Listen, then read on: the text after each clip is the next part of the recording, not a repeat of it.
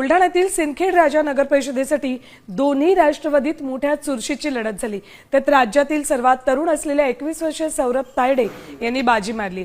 खरं तर या निवडणुकीत शरद पवारांच्या राष्ट्रवादीच्या कुठल्याही बड्या नेत्यांची प्रचार सभा सिंदखेड राजात झाली नव्हती।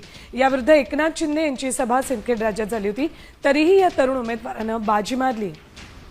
सिंदखेड राजाच्या नवनियुक्त नगराध्यक्ष असलेल्या 21 वर्षीय सौरभ तायडे यांच्याशी बातचीत केली आमचे प्रतिनिधी संजय जाधव यांनी।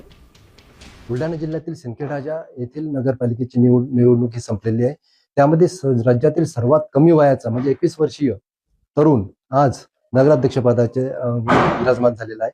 माझं विजन असं आहे की यापूर्वी जे जुने लोक होते त्यांनी केलेला विकास म्हणजेच विकास आणि या गावाचा काही संबंध नाही। आजपर्यंत विकास आणि या गावाचा काही संबंध आलेला नाही।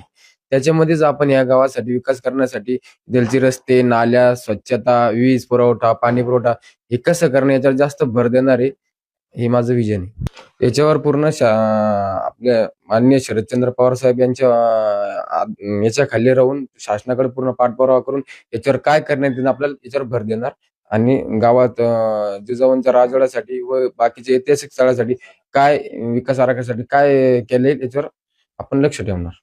हो, त्यांचा मेसेज आणि आलेला होता, पण आज वेळावेळी सगळे विजय मुरुणीकडे असल्यामुळे त्यांच्याशी काही बोलणं झालं नाही, पण आता उद्या त्यांची चर्चा करू। कॅमेरामॅन सुनील मोरे, संजय जाधव, साम टीव्ही, सिंदखेड राजा, बुलढाणा।